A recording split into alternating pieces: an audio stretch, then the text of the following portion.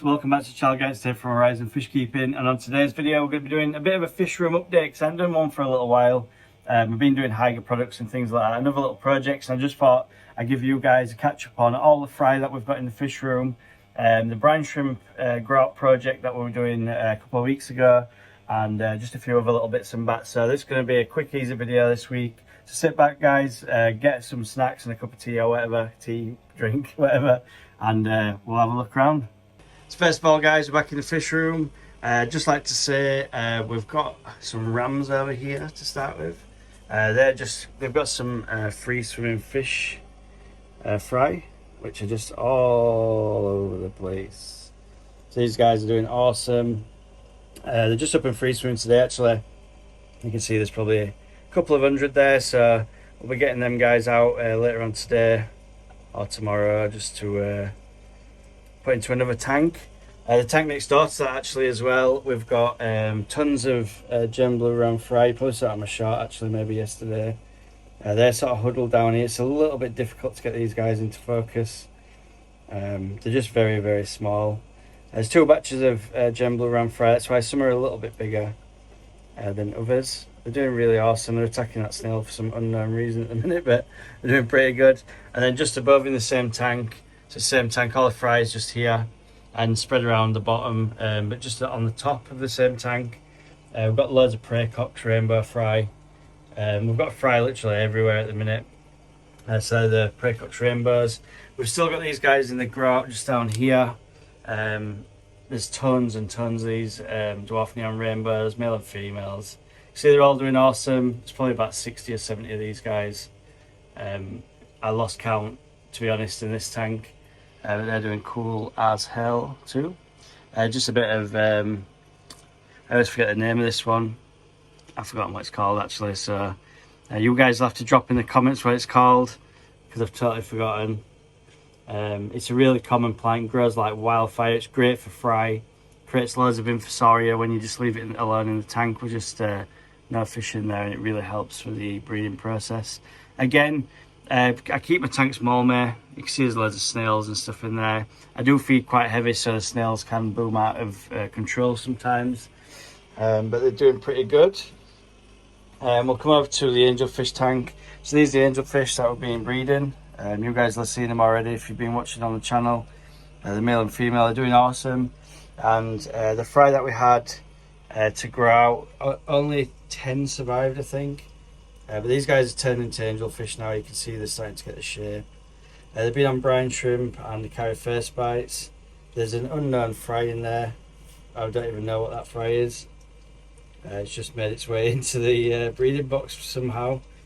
But yeah, unsure what fry that is. Somehow it's got past the big angelfish at the back and into the fry box. I'm assuming these guys might pick that one off. I've absolutely no idea what fry it is because there's only angelfish in the tank behind, and it pumps from the tank behind, so could be an angel, I'm not sure. These guys are all angelfish in here. The zebras, same as the parents in the back tank. You can see they've just come up free swimming now. I'm going to be feeding these guys on some first bites and infusoria for a couple of weeks until they start free swimming up properly and getting going. But they're doing awesome. As I don't know, 100, 200, I don't know.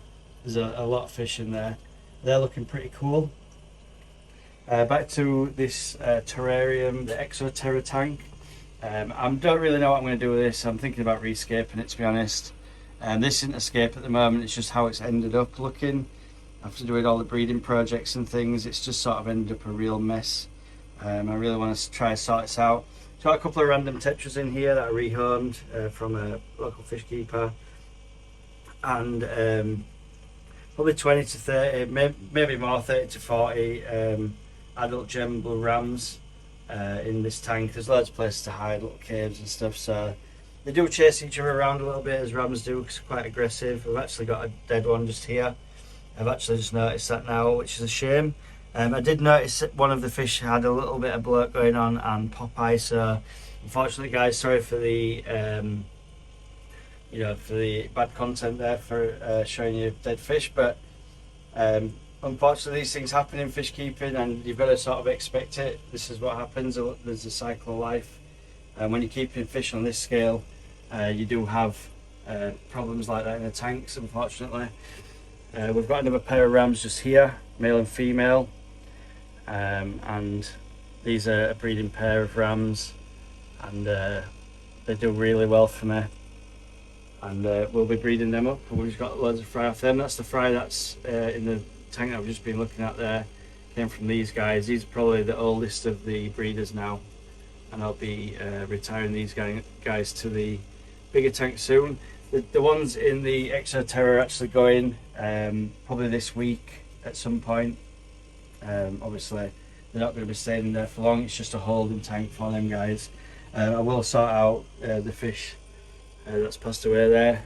I just straight after recording this video. In this tank here we've just got some rainbow fish fry again.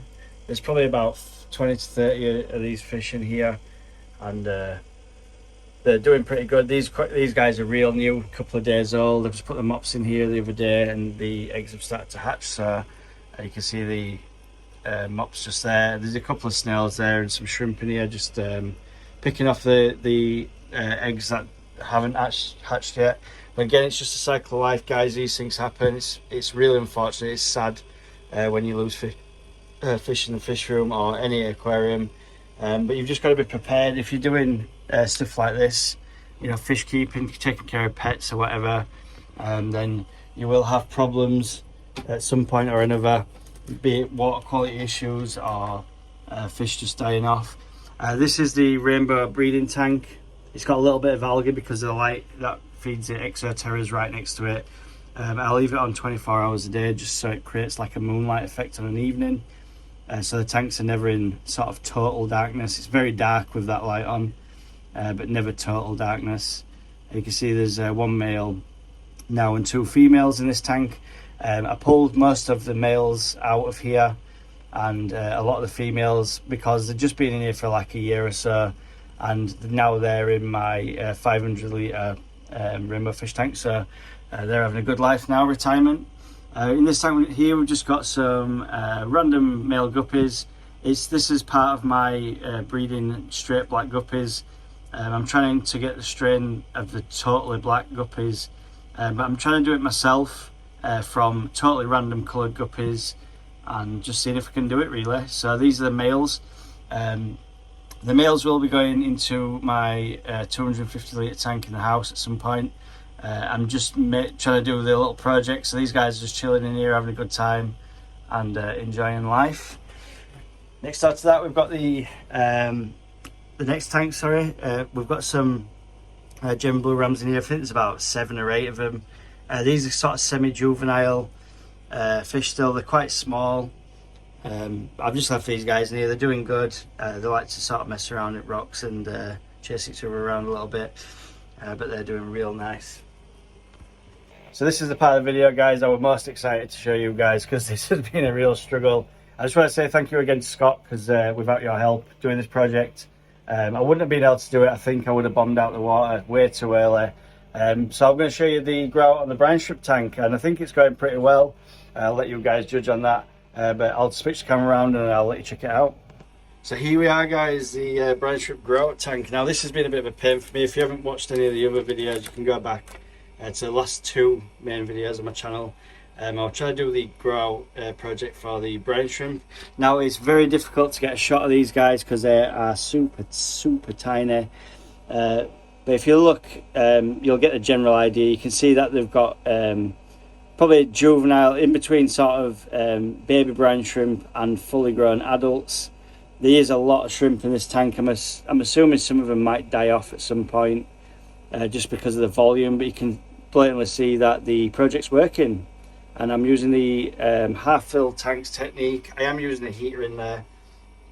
I've got it set to about 25 degrees Celsius, matching the 1 litre of water to 1 tablespoon of salt, which were recommended. I actually put a little bit more in per litre, so probably about 1 1/4 tablespoons of salt to 1 litre of water. I'm using an air stone now instead of the filter. I've just put it to the back of the tank in the corner, so there's not mega flow in here, but there is aeration. You can see I'm getting some bubbles on top, so that's probably created by a little bit of nitrate in the water, but it's going pretty well. I'm feeding spirulina probably once every 2 or 3 days. I'm just mixing up this small pot here. It looks disgusting. As you can see, it looks pretty foul. But it's just water and spirulina powder. I've just been filling up about that much for 2 or 3 days, and then I just spray it directly over the air stone, and then the air stone deals with spreading it around the water. Now, because I was struggling with this project so badly, I actually set up another one, like a fail-safe backup tank, and this is actually doing exactly the same as the first one now. So I'm starting to get some not adults but juveniles sort of growing up now in here as well, which is really nice to see. The flow's a little bit harder in here just because it's a smaller tank, and it's running a similar sort of flow to the first tank that we've just seen at the side there. But you can see the brine shrimp has definitely started growing in here as well. It's exactly the same setup as this one here. I've just done a half fill technique with the air stone in the corner, and I'm just running the same salt to literage ratio in both tanks. The only difference is for my own project purposes, I've been running one full time with a light on, and the other one has had no light on at all. Not even a little bit of light. It just gets the light from the hatchery here and this tank at the side, so it's pretty dark like that all the time. I just wanted to do that as a bit of an experiment, and it seems to be working out. To the end of the tour then, guys, we're just having a look at Ghost and Phantom. The lights are off, these guys are a bit hungry. It's probably about dinner time now in the UK, so the lights would be coming on in about an hour or so anyway, but these guys are doing good, as good as they always have been. We had a bit of an issue with Ghost's head on the last fish room tour that I showed you. Now I just put in about 3 or 4 tablespoons of salt, some sea salt, into this tank, and within a couple of days that had gone away from his head now, and he's absolutely fine again. So I just need to do a bit of a water change. It does need a bit of a clean up, this tank. There's some detritus and stuff from the pellets that I feed him, but yeah, they're doing absolutely cool. So that's all for this week, guys. I hope you enjoyed the fish room tour. I know it's a bit of a flyby one, and we didn't really get into many subjects or anything like that this week. Next week's video, I'm going to be doing another review on a Haiga heater. Now, on the next video, I'm going to be doing a giveaway for the heater that I'm reviewing at the end of the video. So I'm going to be chucking some like hints and stuff in the middle of the video on what you need to do to be in for a chance to win the Haiga heater. Now, this is a good heater. I've already had it out of the box and looked at it and tested one that's very similar to it. These heaters are retailing at about £70, so they'll be going for $80, $85. They're really good heaters. It's a 300 watt heater. It's got an external controller on it. So if you want to be in for a chance to win the Haiga heater, watch next week's video. You'll have to be subscribed to the channel, subscribe to my Instagram page, and also leave a comment and a like on the video, and that will enter you for absolutely free into the giveaway. Now, I'm going to be thinking about doing this giveaway worldwide, so I'll be posting out to the USA, all of England and Europe as well. So you guys anywhere in the world, I'm going to be doing free postage as well as the Haiga heater. So if you're interested in winning that Haiga heater, then get on the next video, guys, and I'll see you on the next one. Peace out.